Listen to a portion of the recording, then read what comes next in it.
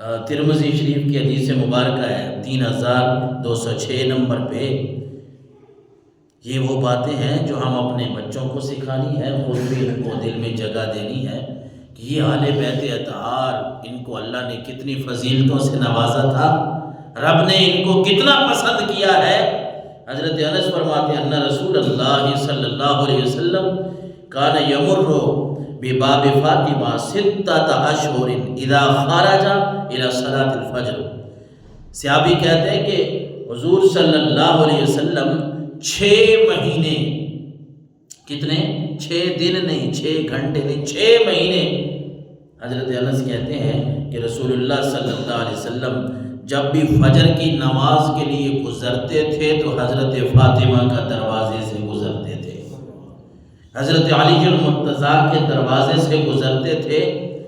اور آج مجھے اگر الارم جگائے، مجھے اماں جگائے، مجھے اپنی بیوی جگائے، مجھے نماز کے لیے اپنے بچے جگائیں، بچوں کو ہم جگائیں، بچے خوش ہوں کہ والدین جگا رہے ہیں، اور اگر کوئی خوش قسمت ہے کسی کے گھر میں والدین ہیں، ابا جی جگائیں یا اماں جی جگائیں صبح نماز کے لیے، بندہ خوش ہوتا ہے کہ ابا جی جگاتے ہیں، فجر کی نماز پڑھ لیتے ہیں، مزہ ہی آ جاتا ہے، دن سارا چنگا گزر جاتا ہے۔ بھائی مجھے تو اماں جگاتی ہیں، بچے بتا رہے ہوتے ہیں ہمیں، مجھے تو بس والدہ جگاتی ہیں فجر کی نماز کے لیے، فجر کی نماز جو پڑھتا ہوں سارے کام ہی سیدھے ہو جاتے ہیں۔ تو بندہ عام انسانوں کی بات ہے، لیکن میں آپ کو بات سنانے لگا ہوں اہل بیت اطہار کی، مولا علی المرتضیٰ کی۔ حضرت انس کہتے ہیں یقول الصلاۃ یا اہل البیت، حضور جب ان کے دروازے کے پاس سے گزرتے تو یوں سمجھ لیں کہ دروازہ کھٹکھٹاتے اور حضور فرماتے اے اہل بیت اطہار نماز کا وقت ہو گیا ہے۔ نماز کی صدا، نماز کی آواز دے رہے ہیں، اور کون دے رہے ہیں؟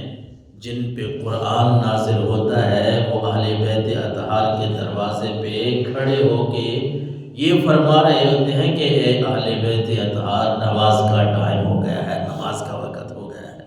اے اور پھر حضور تلاوت کرتے ہیں انما یرید اللہ لیذھب عنکم الرجس اہل البیت ویطہرکم تطہیرا، کہ میری اہل بیت اطہار یہ وہ ہستیاں ہیں کہ اللہ تبارک و تعالیٰ نے تمام بری چیزیں جس کو آپ برا کہہ سکتے ہیں، نجس کہہ سکتے ہیں، غلط کہہ سکتے ہیں، وہ ساری چیزیں رب نے ان سے دور کر دی ہیں، اہل بیت اطہار سے ان کو پاک فرما دیا ہے۔ یطہرکم تطہیرا، یہ رب نے قرآن میں مہر لگا دی ہے کہ میرے نبی کے اہل بیت جو ہیں وہ اتنے پاک ہیں، اتنے پاک ہیں، اتنے پاک ہیں کہ تمہارا ذہنی ایمان نہیں پہنچ سکتا۔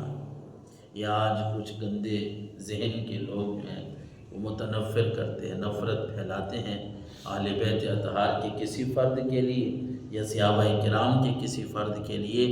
ہم کیسے مسلمان ہیں؟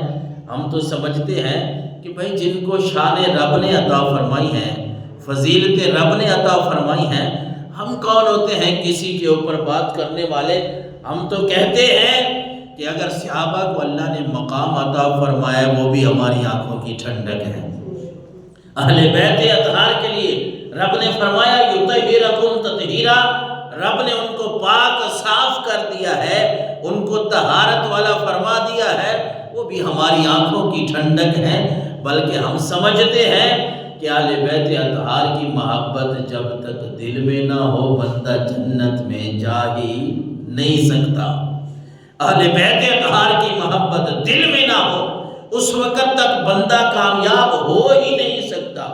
ارے آپ کو وہ